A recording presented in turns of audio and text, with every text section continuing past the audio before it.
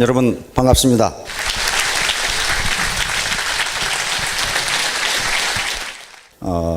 이렇게 앞에서 보면은 오늘 처음 오신 분들을 금방 알 수 있다. 그런데 저도 금방 알 수 있네요. 돈 된다고 해서 왔더니 웬 산신령 같은 놈이 나와가지고 뭔 얘기를 하려고 지금 나왔나 하고 인상을 푹 쓰고 있는 분들은 오늘 처음 오신 분들입니다. 그래서 처음 오신 분들을 중심으로 제 이야기를 드리려고 합니다. 근데 먼저 경고해 드릴 것은요, 저는 돈 버는 얘기를 통 못합니다. 돈을 벌어본 적이 없거든요, 저는. 그런데 프로야구 선수가 이 홈런을 잘 치려면은 체력 운동을 잘해야 된다고 그럽니다. 지금 이제 새해가 들어오면 그 프로야구 선수들 동계 훈련에 들어가죠. 근데 동계 훈련을 하는 걸 보면요, 꽁치는 것은 몇 시간 안 돼요. 맨날 목에다가 타이어 걸고 끌기, 한마로 타이어 치기, 요즘만 하고 있어요. 그리고 구보, 뛰는 거. 그렇게 기초 체력이 튼튼하지 않으면요, 공이 맞지를 않는답니다. 그런 거예요. 우리가 교육을 받는 이유는요, 명확합니다. 돈을 많이 벌기 위해서 받는 것도 있지만은 우리가 세상을 보다 넓은 시야로 보고 궁극적으로는 멋진 인간이 되기 위해서 교육을 받습니다. 공부를 하는 것도요, 대학원까지 가서 공부를 하는 것도 세상을 살아가는데 가능하면 멋진 인간으로 살아가기 위해서 그렇게 공부를 합니다. 돈 들여서. 초등학교도 안 가고 학교 전혀 안 다니고도요, 애 낳고 밥 짓고 돈 버는 데는 전혀 상관없어요. 여기 대학 나오신 우리 사모님들 2차 방정식 풀 수 있어요? 예? 2차 방정식은 그냥 인수분해도 하기 어려울 거예요. 그거 다 배웠어요. 그거 다 잊어먹었거든요. 그런데 아인슈타인이라는 사람이 있어요. 거의 미친 사람에 가까운 사람인데, 그 사람이 교육에 대해서 뭐라고 그랬냐면은, 교육의 효과는 배운 것을 다 잊어버리고 난 다음에 남는 것이 교육의 효과다 그랬어요. 뭔 말인지 좀 헷갈리지요. 그 말은 무슨 말이냐면요, 교육은 콩나물 시루에 물 붓기다 그 말입니다. 콩나물 시루에 물을 부으면요, 밑으로 다 빠집니다. 빠지는데 그래도 콩나물은 자라요. 그 부은 물이 그대로 남아있으면요, 콩나물이 썩습니다. 그래서 교육은요, 배운 걸 그 자리에서 잊어버려야 돼요. 잊어버려야 되는데 그러고 나서 뭔가 남는 게 있어요. 그게 교육의 효과예요. 그게 어떻게 남느냐? 멋진 인간으로 남습니다. 제가 오늘 드리려고 하는 얘기는요, 팍스 아토미카라는 제목으로 하도록 하겠습니다. 팍스 아토미카. 팍스는 피스라는 말입니다. 평화. 라틴어이고 로마 신화에서 평화의 여신 이름이 팍스입니다. 이것은 그리스 신화에서 에이레네라고 하는 여신이 로마 신화에 와서 팍스가 되는데, 영어 이름에 아이린이라는 여자 이름이 많아요. 아이린 이렇게 아이린이 평화의 여신이라는 말입니다. 거기서 따온 말이에요. 자, 그러면 아토미카는 아토미를 통한 평화. 다시 말하면 사회 평화, 그리고 가정의 평화를 누리자 하는 겁니다.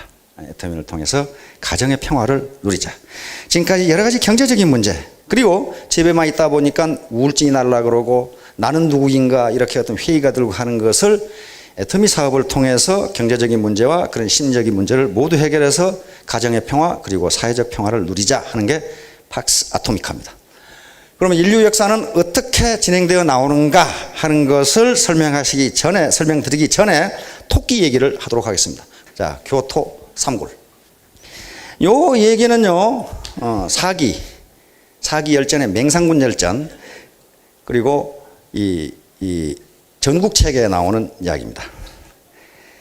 이게 전국시대니까, 전국시대는 서로 옆에 있는 나라를 먼저 뺏어먹는 놈이 임자인 시대가 전국시대예요. 전쟁으로 나를 세던 시대입니다. 그러니까 각국은 유능한 인재를, 그 사람의 신분 고화, 재산의 유무를 불문하고 유능한 인재를 구하기 위해서 혈안이 됐던 시대입니다. 그런데 제나라에 맹상군이라고 하는 저명한 재상이 있습니다. 이름난 재상이 있어요. 그 사기 열전에 등장할 정도면은 굉장한 인물입니다. 근데 여시춘치에 나오는 여불이라든가 춘신군이라든가 하는 사람들도 전부 그런 인물들이에요. 맹상군이 자기 집에 식객을 많이 먹였습니다. 지나가는 사람들 밥을 먹이고 거기서 거주하게 하는 거예요. 맹상군 집에서 밥을 먹고 지내던 식객들이 3,000명이었다고 사기에는 기록되어 있습니다. 그런데 3,000명이나 되는데 어느 날 풍원이라고 하는, 풍환 또는 풍원이라고 돼요. 풍환이라고 돼요. 풍환이라는 사나이가 나타나서 이 집에서 식객을 해야 되겠습니다 하고 왔어요. 그럼 맹상군이 면담을 했어요. 자네는 잘하는 게 뭔데? 자네는 좋아하는 게 뭔가? 그러니까 나 좋아하는 거 없습니다. 그건 잘하는 건 뭔데? 그러니까 잘하는 것도 없습니다. 근데 완전히 거지야. 거지도 상거지가 하나 나타나서 그런단 말이에요. 그래서 기숙사가 A, B, C 3등급이 있는데 C급 기숙사에 묵게 했어요. 근데 C급 기숙사는 거기서 고기 반찬이 없이 나물만 주는 기숙사입니다. 그래서 거기 넣어놨더니 거지를 거기 밥 먹고 살게 해놨더니 불평을 하는 거예요. 왜 고기 안 주냐 이게. 왜 고기 안 주냐 이게. 불평을 해서 맹상군이 B급 기숙사로 옮겨줬어요. 그럼 매일 고기 반찬에 밥을 먹을 수 있는 기숙사가 B급 기숙사예요. 그런데 이제 그놈 불평 없느냐 그랬더니 불평이 심하다. 제일 심하다 이게. 왜 그러냐 그랬더니 왜 출입할 때 수레를 안 주냐 이게. 진가동 자가용을 왜 안 주냐 그 말이에요. 수레를 안 주냐 이게. 이게 걸어다니기 싫다 이거지. 아이고 이놈 봐라. 그래서 또 A급 기숙사로 또 옮겼어요.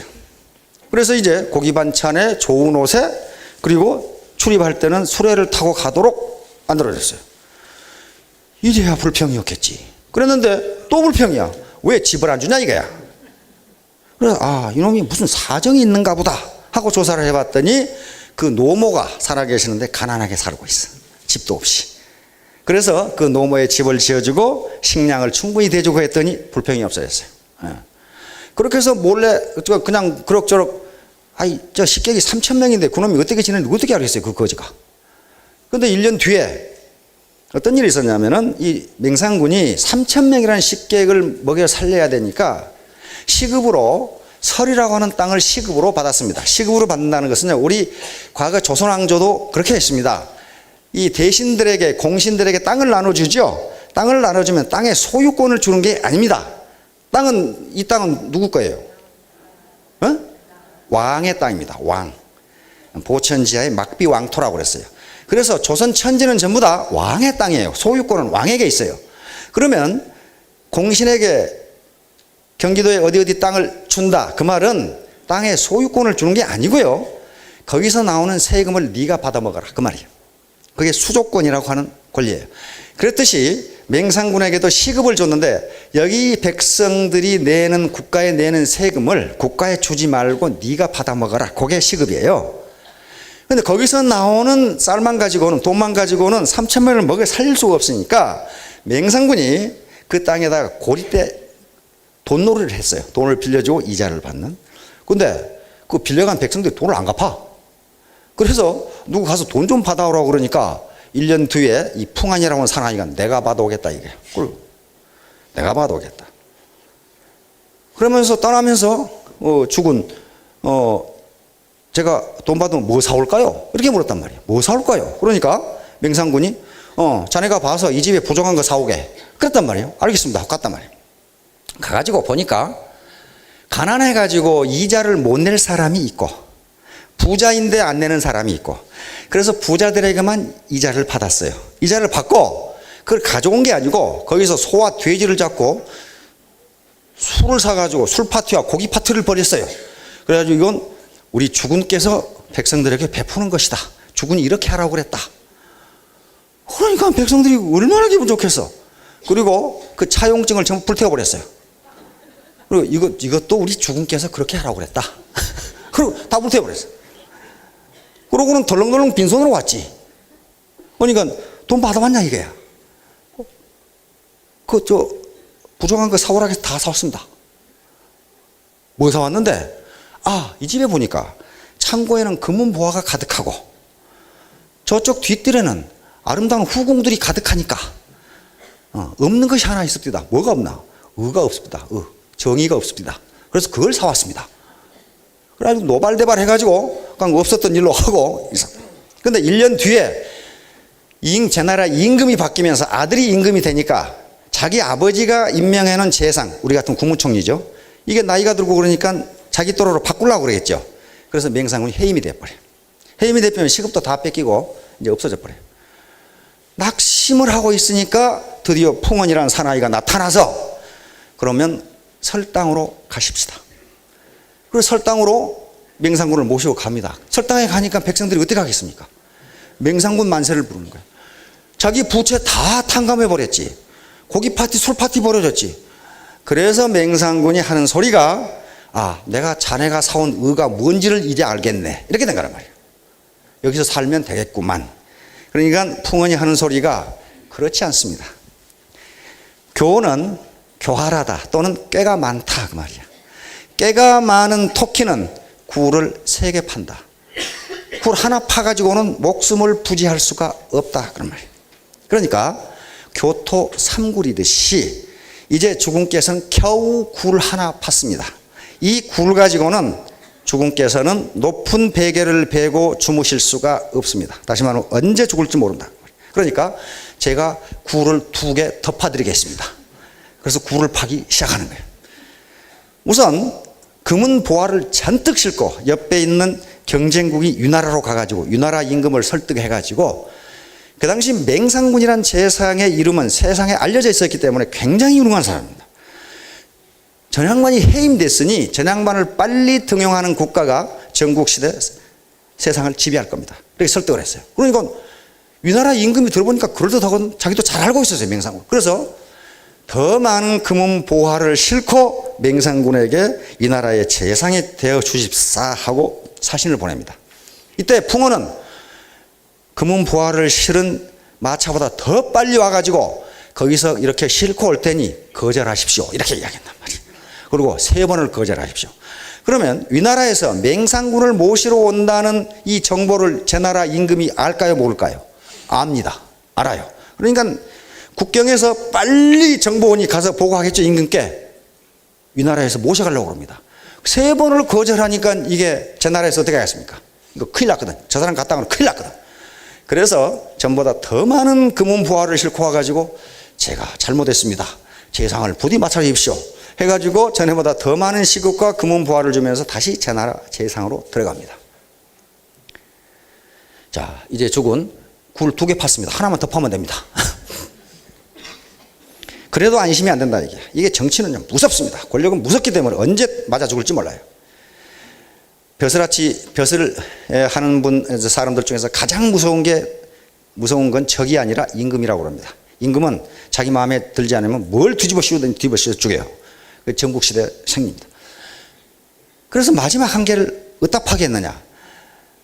제나라 임금을 설득해가지고 맹상군이 시급으로 받은 설당에다가 제나라에 종묘를 지으라고 설득하는 겁니다. 종묘는 뭡니까? 역대 임금님들의 위패를 모신 것이기 때문에 그 땅을 함부로 무기를 가지고 들어오는 놈은 능지처참을 한단 말이에요. 그래야만 누가 쳐들어오질 못해 거기를. 그래서 제나라 임금을 설득해가지고 맹상군의 시급인 영지인 설당에 제나라 종묘를 세우도록 만듭니다. 그걸 세웠어요. 그러니까 풍원이 맹상군에게 이제 굴 3개 다 팠습니다. 이제 주군께서는 베개를 높이 베고 주무셔도 주군께 시비를 걸 놈이 없을 겁니다. 역시 그 사기 기록에 보면은 맹상군은 수십 년간 재상을 했는데 한 번도 도전을 받지 않았어요. 그리고 대대로 잘 살았어요. 이게 바로 굴 3개 파는 거예요. 자, 오늘 여기 오신 분 중에 가게를 하신 분, 그 굴 하나밖에 안 되는 거예요. 그거 언제 망할지 몰라요. 미장원 하시는 분, 그 굴 하나예요. 그거 언제 망할지 몰라. 우리 동네 보니까 돈 버는 것은요, 간판집하고 인테리어 집이더라고. 무슨 놈의 간판이 날마다 바뀌나, 그게. 그래, 망했다는 거거든요. 그 굴 하나 가지고 있으니까 그래요. 굴 하나 가지고 있으니까. 그래서 요 교토 3굴은요, 현대그룹의 모토입니다.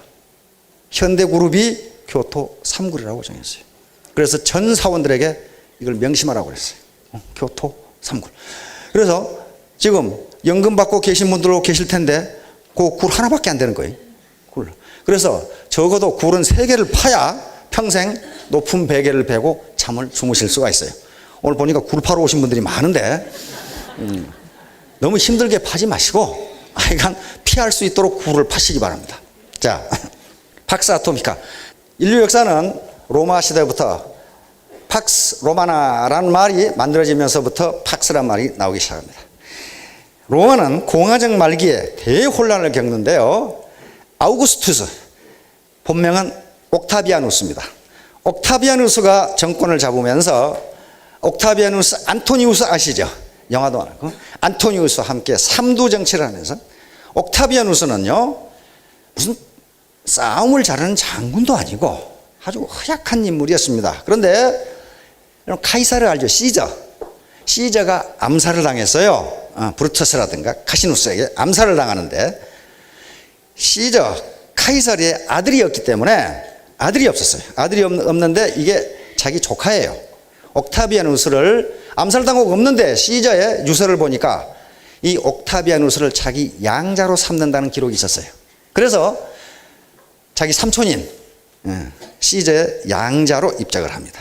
입적을 해서 그때부터 능력을 발휘하기 시작하는데 안토니우스, 레비투스와 함께 로마를 3개로 나누어서 한쪽을 통치하게 됩니다.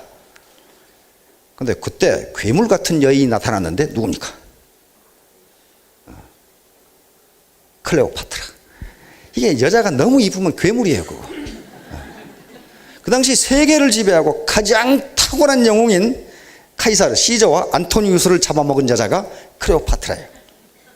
에집트 여왕 클레오파트라. 하여간 무지무지 이뻤던 모양이에요. 그런데 그래서 두 영웅이 어떻게 됩니까? 클레오파트라하고 결혼을 하죠. 그래서 클레오파트라와 카이사르 사이에 난 아들이 있고 클레오파트라와 안토니우스 사이에 난 아들이 있어요. 물론 클레오파트라는 처음에 왕이 될 때 자기 동생하고 결혼했습니다. 남동생하고 결혼해서 왕이 됩니다. 둘이 동시에, 그 당시는 거의 다 보편적으로 그렇게 돼 있었으니까. 지금 생각은, 지금 윤리로 따지면 안 됩니다. 그 당시는 혈통을 보존하기 위해서 그런 식으로 합니다.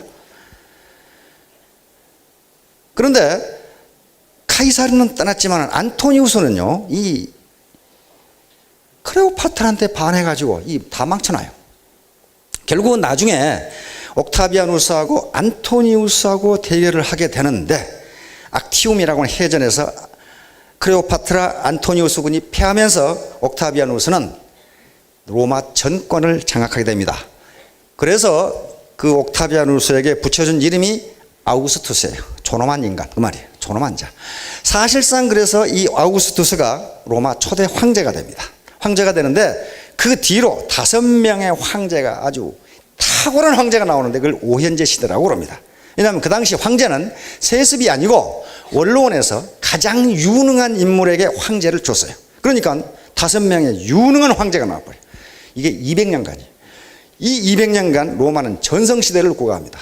외적의 침입도 없고 군사력도 강하고 경제도 활발하게 돌아가고 법률도 치안도 아주 짤류되고, 그래서 역사가들이 이 시대를 팍스 로마나 이렇게 붙였어요. 로마의 평화. 그 뒤에 국제정치학자들이 이제 이걸 전용시켜가지고 강대국의 지배에 의한 평화, 이것을 팍스라는 말을 붙이기 시작합니다. 자, 이 시대가 지나고 다시 어떤 시대가 오느냐면 팍스 브리타니카. 대영제국의 지배에 의한 평화. 역사상 대영제국만큼 큰 제국을 건설한 국가도 없고, 정치, 경제, 사회, 문화, 군사, 과학, 예술 모든 분야의 세계를 지배해버린 게 대영제국입니다. 대영제국이 차지한 땅이 지구의 4분의 1이었고 3,300만 평방킬로미터니까 세계 인구의 4분의 1을 점령을 했어요. 그리고 이렇게 되니까 어떻게 됩니까? 영어가 세계 공용어가 돼버립니다. 그 당시엔 불어가 훨씬 낫거든요. 근데 영어가 이렇게 돼버려요. 자, 그래서 대영제국의 지배에 의한 평화. 가장 전성시대가 1815년부터 1914년. 1815년은 영국의 웰링턴 장군이 워털루에서 프랑스 나폴레옹군을 격파한 그 해입니다. 그러면서 프랑스는 깨지고 이제 대영제국이 세계를 지배해버립니다. 1914년은 제1차 세계대전이 발발한 해입니다. 그때부터는 1차 대전에 휩쓸리면서 국력이 쇠해지고 미국이 부상하기 시작한 시. 자, 그래서 영국의 시대가 이제 팍스 브리타니카 시대라고 부릅니다. 앞으로도 대영제국처럼 세계를 지배하는 국가는 나타나지 않을 겁니다. 다음. 자, 그런데 영국을 지금 우습게 보면 안 되는 게요. 영연방이 있습니다. 영연방은 53개국으로 구성이 되어 있는데 영연방의 수장이 엘리자베스 여왕입니다.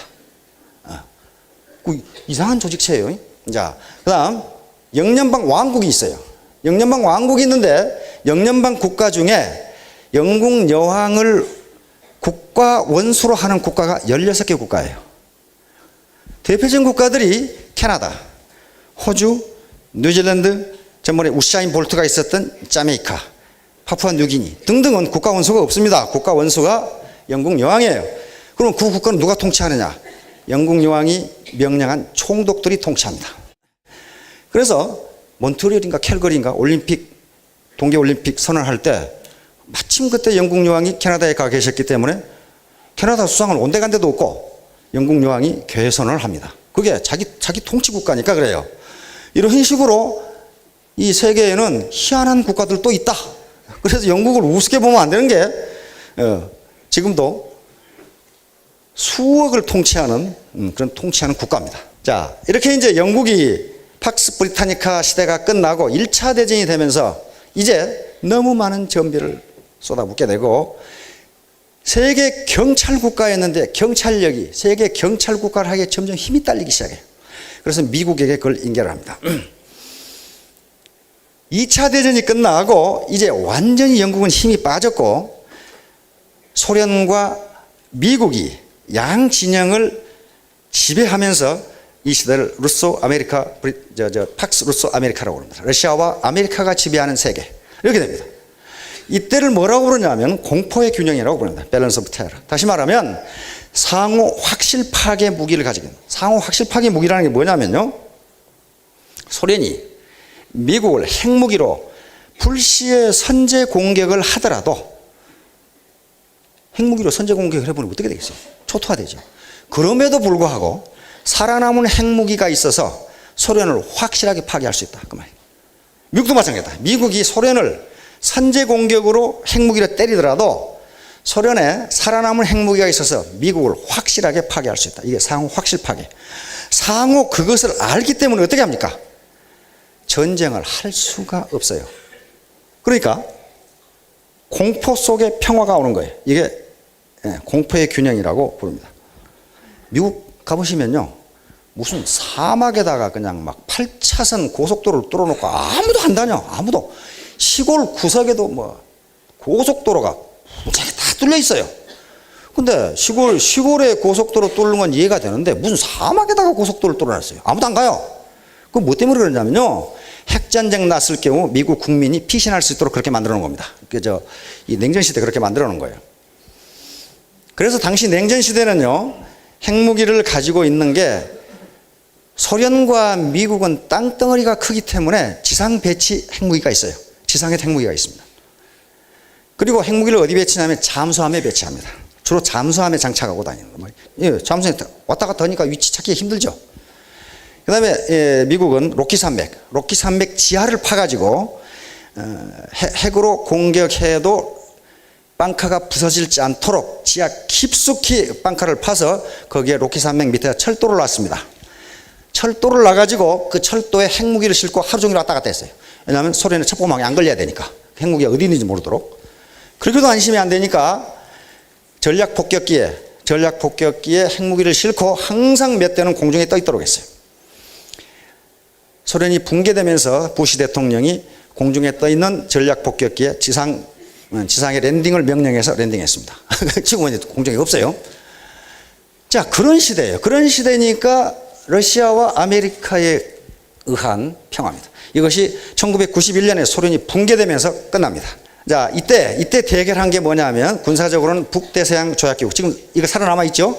북대서양 조약기구. 그 다음에 저쪽은 바르샤바 조약기구. 바르샤바 조약기구가 군사적으로 대결합니다. 그럼 경제적으로는 어떻게 대결하느냐? 경제적으로는 머셜 플랜.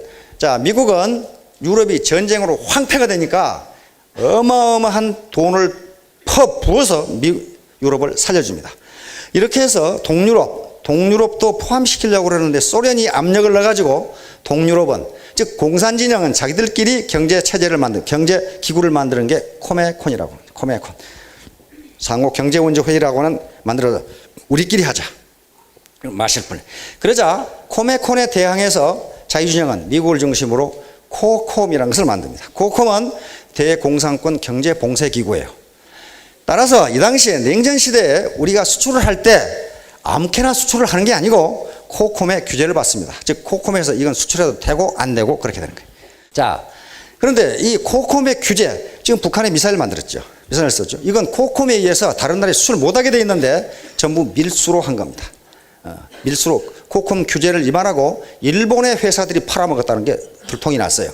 일본의 회사들이 중국에 팔아서 중국에서 북한으로 그 부품이 흘러들어갔다 하는 걸. 도시바사 공작기계라는 말은요, 당시 냉전시대에 소련의 잠수함이 핵탄두를 장착하고 어디에 있는가 하는 것을 미국의 잠수함이 먼저 파악했어요. 그럼 누가 이기겠어요? 미국이 우위입니다. 왜냐하면 소련의 핵잠수함에서 이 스크루 돌아가는 소리가 좀 세게 나요. 그래서 소련의 핵잠수함이 어디 있는가 하는 것을 미국의 핵잠수함이 금방 파악했어요. 그런데 어느 날 갑자기 미 정보부가 알아낸 것은 소련의 잠수함이 미국의 잠수함의 위치를 더 빨리 안다는 사실을 알아냈어요. 그럼 어떻게 됩니까? 자유세계가 발칵 뒤집혔습니다. 관심 없어서 그 당시 그 뉴스를 안 보셨겠지만 우리 뉴스에 계속 나왔습니다. 그래서 미국에서 근데 왜 그렇게 됐는가를 알아봤더니 코콤 규제를 위반하고 일본의 도시바사라고 있죠. 일본 도시바사가 핵잠수함의 스크루를 소리가 나지 않도록 깎는 기술을 가지고 있었는데 그 공작기기를 소련에 팔아먹었어. 그래서 소리가 안 난 거예요. 그래서 미국에서 도시바사 제품 불매운동이 일어난 겁니다. 그러니까 기업의 이윤 동기는요, 핵무기를 때려 맞건 말건 나는 상관없다. 난 돈만 벌면 그만이다. 그렇게 되는 거예요. 이렇게 해서 결국은 코메콘이 1991년 소련이 붕괴되면서 코메콘이 붕괴가 됩니다. 그러면 북한이 언제부터 굶기 시작했어요? 1995년부터 고난의 행군이 시작됩니다. 먹을 게 없었어요. 왜냐하면 코메콘의 붕괴입니다. 코메콘에 의해서 소련과 중국이 그 당시 중봉이라고 그랬죠. 북한에 무상으로 원조를 무지무지 했어요. 기계라든가 그 다음에 에너지, 특히 석유, 그 다음에 식량. 그런데 코메콘이 붕괴되면서 북한에 대한 원조가 하루아침에 증가돼요. 그래서 그대로 무너져 버린 거예요. 자, 그렇게 해서 이제 팍스 아메리카나 시대가 계속됩니다. 이제 미국의 지배예요. 미국은 우리가 미국 그러지만 통상 영어로는 아메리칸 엠파이어 그럽니다. 미 제국 이렇게 부릅니다. 엠파이어도 그 당시 대영 제국 다음 가는 파워를 가지고 있는 국가가 미국입니다. 그런데 이게 혼자 세계의 패권을 장악하고 있는데 느닷없이 2001년에 세계 무역센터가 테러를 당해서 무너져 버려요. 그러면서 부시 정부는 이제 테러와의 전쟁을 시작해서 2001년에 아프가니스탄 그리고 이라크를 침공해서 전투를 벌이기 시작합니다. 이렇게 되니까 계속적으로 전비는 나가지 수출은 안 되지 예산은 많이 나가지 그러니까 소위 쌍둥이 적자에 시달리게 됩니다. 무역 적자와 재정 적자입니다. 이걸 감당할 길이 없어요. 자, 이러면서 이제 미국의 시대가 가고 뭐가 올 것이다? 중국의 시대가 올 것이다. 이걸 팍스 세니카라고 부릅니다. 팍스 세니카. 지금 고대 중국은요, 동아시아의 패권 국가였습니다. 그렇죠? 이 당시 한나라, 당나라, 송나라, 원나라, 명나라, 청나라. 그런데 이 당시에 동아시아의 패권을 장악하고 있는 중국을 팍스 세니카 이렇게 불렀는데 그 뒤에 이제 근대에 와서는 일본에게 패권을 뺏기게 됩니다. 태평양 전쟁 하면서. 그래서 그 시대를 팍스 자포니카 그렇게 부릅니다. 일본의 지배에 의한 동학평화. 자, 그런데 중국이 과연 세계를 지배할 수 있느냐? 그것은 제 생각은 의문이에요. 그렇게 안 될 것이다. 왜냐하면 현재 미국의 힘이 약화됐다고 하지만요, 미국에 견줄 만한 힘이 없어요. 중국은 없습니다. 그래서 미국이 지금 중국을 포위하고 있죠. 이번에 오바마 대통령이 인도네시아 동아시아 이 정상회의에서 아시아 외교에 올인하겠다 그렇게 선언을 했고, 거기서 남중국의 이제 영유권 분쟁, 남사군도와 서사군도 거기에 석유가 무지무지하게 있으니까 중국이 군사력으로 그걸 지배하려고 하자 미국이 개입하겠다는 의도를 분명히 했습니다. 다시 말하면 영유권 분쟁을 하고 있는 필리핀과 해군 합동훈련을 하고 가장 첨예하게 대립하고 있는 베트남과 해군 합동훈련을 시작했어요. 그것은 뭐냐면은 중국이 무력으로 남중국해를 지배하는 것을 좌시하지 않겠다, 그런 말이에요. 그러니까 중국은 거기서 깜짝 놀래가지고 왜 남의 일에 개입하느냐 이렇게 나왔어요. 그러니까 남의 일이 아니라 무슨 일이다? 세계 평화에 가는 일이다, 이런 식으로 한단 말이야. 세계 평화에 가는 일이다. 자, 그래서 미국은 중국을 견제하기 시작했고, 지금 호주 북부에 뭘 건설하고 있습니다. 미국 군사기지를 건설하고 있어요. 그런데 중국을 견제하기 위한 것이라는 것을 부인하지 않았습니다. 따라서 중국을 지금 포기하기 시작했어요. 그러면서 중국이 유일하게 인도양으로 갈 수 있는 길이 미얀마, 옛날 버마라고 하는 형편없는 국가인데, 인권 탄압국으로 부패지수 세계 꼴찌입니다. 가장 부패한 나라인데, 거기를 힐러리 장관이 방문했죠. 다시 말하면 버마까지 끌어들이게 되면, 미얀마까지 끌어들이게 되면 중국은 완전히 포기가 됩니다. 그래서 EU와 미국이 중국의 세계 지배를 좌시하지 않을 것 같다. 왜냐하면 나토라는 것이 살아있어요. 나토.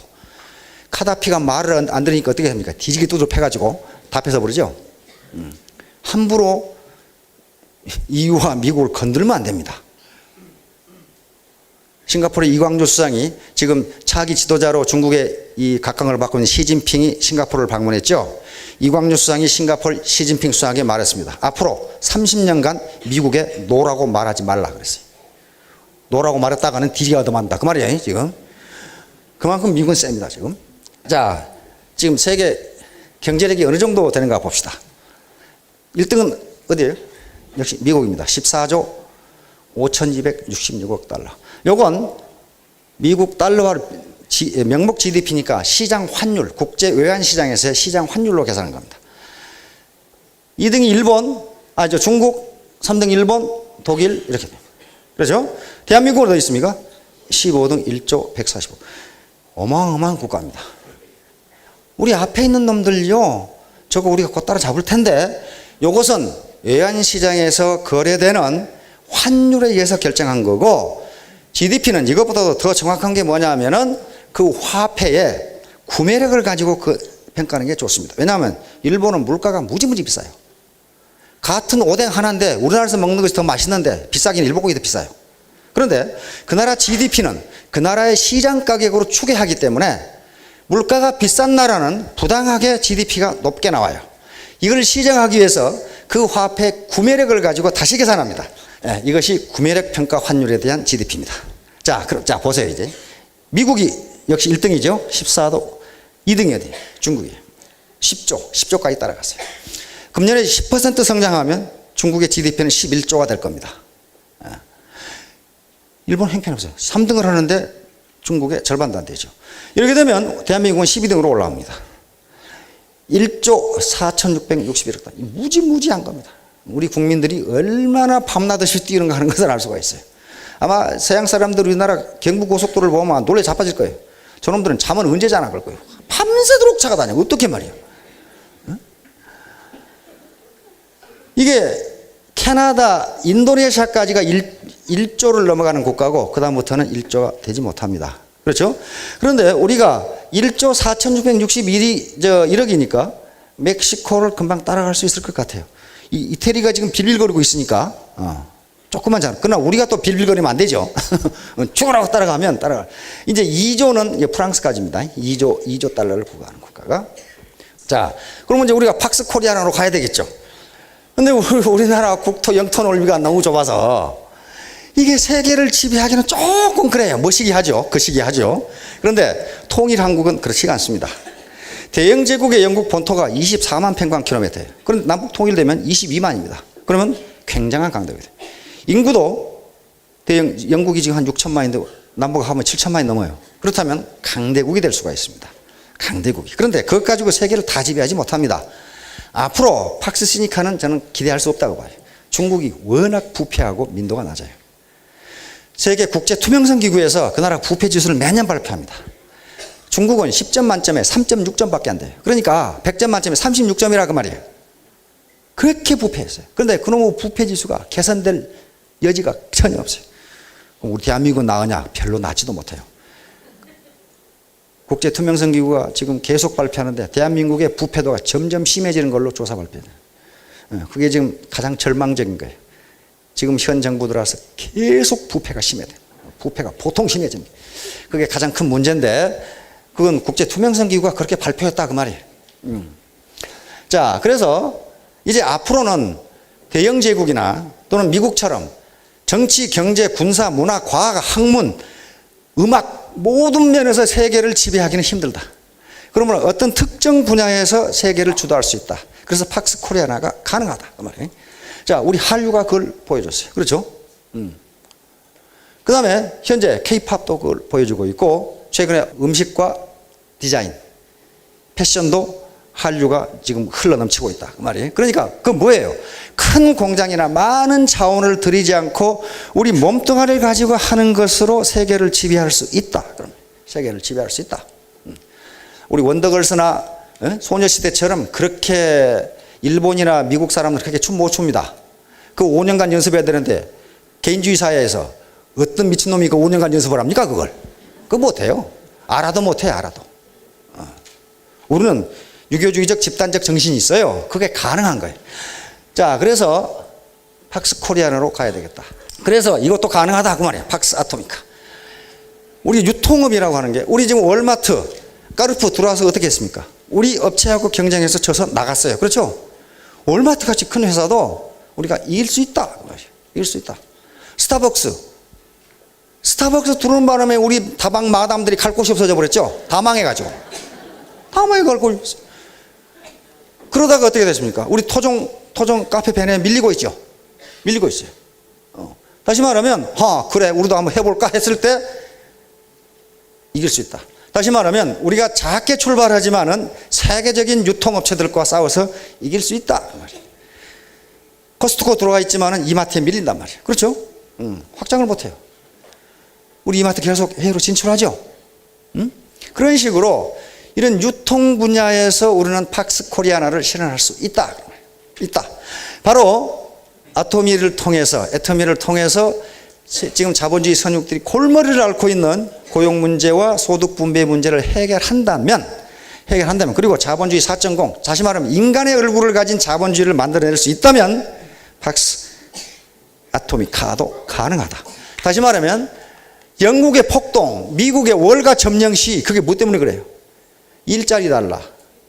부자놈들이 다 가져가냐. 요거거든요. 요거예요. 근데 그 나라들이 허지부지한 나라들이 아니고 자본주의 최선진국들이에요. 그 나라에서 사회가 그렇게 불안정하게 된다면 우리 사회도 언제 폭발할지 모른다 하는 거예요. 그거 아무도 장담 못해요. 특히 내년도에는 고용이 더 안 된다고 보거든요. 정부 자체가 발표했어요. 그래서 내년을 위기관리로 정했어요. 위기관리. 내년이 위기다. 그렇다면 이런 고용 문제, 고용 창출 문제와 소득 분배 문제를 정의롭게 해결할 수 있고 자본주의 4.0 다시 말하면 효율성과 형평성을 조화한 인간의 얼굴을 가진 자본주의를 만들어낼 수 있다면 사회평화와 가정평화를 이룰 수 있다. 이게 팍스 아토미카예요. 그러니까 어떻게 되겠어요? 사업을 정의롭게 전개해야 되겠죠. 허풍친다거나 라인 빼서 이쪽으로 가져간다거나 카드 긁어가지고 안 갚는다거나 뭐 스폰서나 파트너를 협박한다거나 이건요 이렇게 해가지고 팍스 아토믹하고 나발이고 아무것도 없어요. 정의롭게 해가지고 윈윈하도록 하자. 매매 게임이 아니고 비둘기 게임을 하자 그 말이에요. 매매 게임을 하면 둘 다 죽어요. 뭐냐 너 죽고 나 죽자 이렇게 나오면 어떻게 되면 이게 매매 게임이에요. 이게 치킨 게임이란 말이에요. 너 살고 나 살자 이렇게 된단 말이에요. 너 살고 나 살자. 그래서 우리가 위닝 게임, 상생 게임을 하면요 이 기회에 굴도 2개 더 파고 지금 여기까지 살아서 걸어오신 것 보니까 굴 하나는 전부 가지고 계신 것 같아요. 그렇죠? 굴 하나는 가지고 계시는데 크게 안심이 안 된다는 거죠. 내년이 위기니까. 그렇다면 굴 하나 더 파시고 상호 협력에 의해서 위닝 게임을 하면은 모두 우리 팍스 아토미카 다시 말하면 사회의 평화와 가정의 평화를 누릴 수 있을 것으로 그렇게 믿습니다. 자, 강의 마치도록 하겠습니다.